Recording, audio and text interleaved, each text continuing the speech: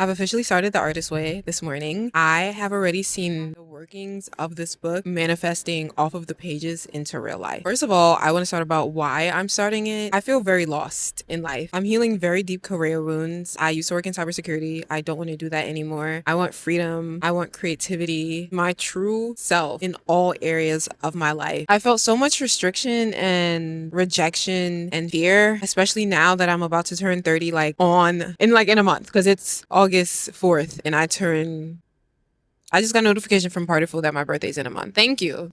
Was I even in the mood? Anyway, I want freedom, like true freedom, freedom with who I am, my self-expression, freedom to move about in life and be safe, freedom in creativity. I've been trying to find discipline in that with YouTube and TikTok or social media, but I always end up falling off because I think that my work has to be perfect, or I think I have to be perfect. As much as I try to fight procrastination, I can't do it by myself. I don't have the guidelines to do it by myself. So I finally just bought The Artist Way. I honestly haven't watched many videos on it. I know that Dochi did it and I was like watching a couple of her videos, but I just wanted to do it my way. In my creativity, even with YouTube, things like thumbnails and knowing what caption to use are very upsetting to me because I am not used to like using my creative muscles, and I'm not used to having trust in myself, in my art. I'm not used to having trust in my career decisions, and honestly it's very challenging for me to have creative freedom because of the fact that I've felt restricted or uncertain in different parts of my life. It just bleeds into my writing. Also, my mom used to read my diary, so there was a point in life where I just completely stopped writing because I was traumatized. I couldn't even express myself. It wasn't safe to do so. I am searching for discipline and prosperity and certainty in my art. Through that, go through this transformation and feel safe to do so with this book to help me. I already journal a lot. I think I'm on my third journal this year and it's August. But yeah, I want to be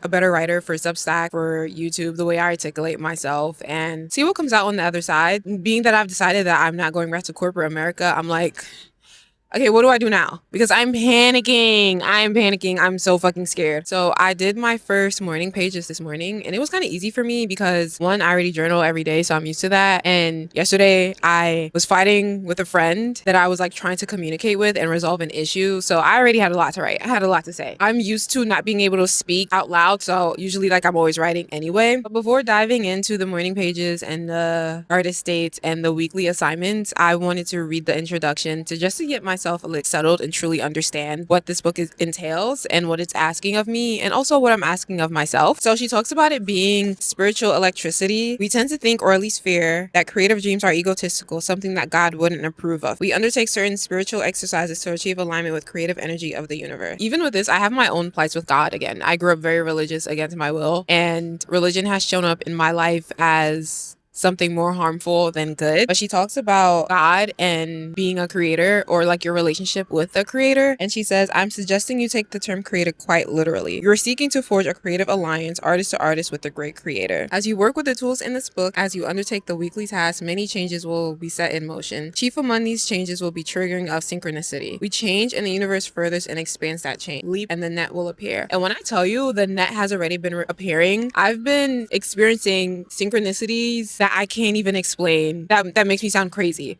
Oh my gosh, the sun is setting so beautifully. I have to show you once this video is over. So today is the official day that I started, but a couple days ago, I was on the phone with my friend just walking around the neighborhood, and I saw this book in someone's window, and I literally gasped. I was like, The Artist Way. Like, if that isn't a sign it's time for me to start, I don't know what is. Even as I'm admitting how afraid I am of both turning 30, thinking of my accomplishments or my failures or what it really means to grow up, I literally said out loud, I'm scared. Is anyone else scared? We're in such uncertain times. What I thought was my career was going to be uncertain. My relationships feel uncertain. I feel a bit my relationships feel uncertain. I feel uncertain, and I'm scared. It's scary. As I said out loud that I was scared, I was skimming, and it says that this experience has peaks and valleys of growth and expansions and contradictions. A birthing process in which students experience intense elation and defensive skepticism. Like, I literally read the page that was like, this is scary. And I was like, oh, I just texted my friend that I'm scared. I like that she mentions how you know that you're meant to be an artist when you look at other people and you wish that was your life, or how artists find other artists and creatives. So even in the corporate space, I still never felt that like I truly fit in. Wait, y'all, this sunset is so beautiful. Okay, I'm back. My phone is dying, so I have to hurry up. She says that, how do you know if you're creatively blocked? Jealousy is an excellent clue. Are there artists whom you resent? Do you tell yourself, I could do that if only? Do you tell yourself that if only you took your creative potential seriously, you might? Stop telling yourself it's too late. Stop waiting until you make enough money to do something you'd really love, and stop telling yourself it's just my ego. I also recognize the feeling of jealousy as me wanting something that someone else has, but I see it's achievable. And I assess my jealousy by like, do I really want the thing that they have, or do I want the deeper meaning? For example, I will see someone's salary that's like, let's say I'm scrolling on LinkedIn and I see a salary for like $200,000 or something like that. I'm just like, oh wow, I wish I could make that much money. But then I read what the job entails and I'm just like, I don't really want that. I just want the money. Or another example, this is me being very vulnerable. I'm like seeing people my age get married and have kids. And I know that I don't want marriage or kids right now. But what I do want is the support and family and having belonging. So when I see other creators, like, this is a great example, Alyssa Ashley. I admire how Alyssa Ashley can do anything she wants. Anything. She started off as a makeup guru, and then it became photography, and then it became fitness, and then it was one time when she deleted her videos, and it seemed like they never stopped her bag or stop her creative pursuits. And I've always admired that. I want to be one of those people who can get up and go. Or like when I'm scrolling on someone's Instagram and all they have is travel videos, I'm like, I want that freedom. It's like, it's the thing that's deeper than. So when I see creators living their authentic life and in their truth, there's a longing in me, a deep longing that's like, wow, I want that for me. The more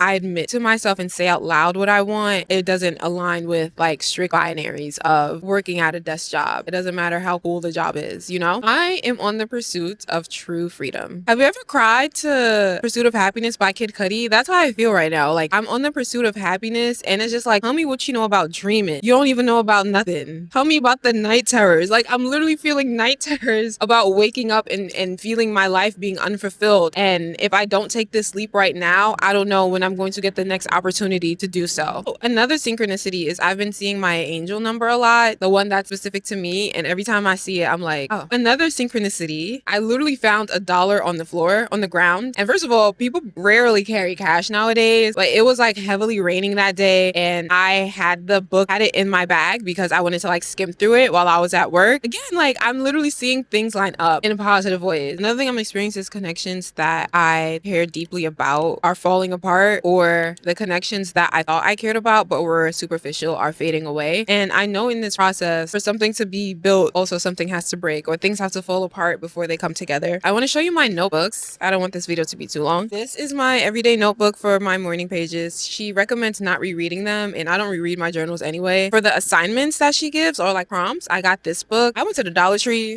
and I just got this one. I feel like it's unique, easy for me to carry around in a bag. And then she also talks about making affirmations, and I actually have made some affirmation cards. In the introduction, she talks about, as blocked artists, we tend to criticize ourselves mercilessly. We are the victims of our own internalized perfectionist, a nasty internal and eternal critic, the censor who resides in our left brain and keeps us in a constant stream of subversive remarks. The censor, which is the negative self-critic in you, and how to combat that with creative affirmations. I'm a channel for God's creativity and my work comes to good. My dreams come from God and God has the power to accomplish them. As I create and listen, I will be led. For my affirmations, I went to Home Depot and picked up some cute paint samples to write on, just to like pick up for myself and just keep them in the journal. I want to come out on the other side of this free. I literally prayed to whoever was listening. I'm ready to release control over what I thought my life had to be. I'm ready to release control of perfectionism. I just need the opportunity to push and the support to keep going, to see the end of this through. And I'm at a very vulnerable point in my life right now where I'm like looking for meaning in anything. I'm literally looking for answers, and I think it's more about me going inward. Okay, my phone is dying and I'll talk to y'all later.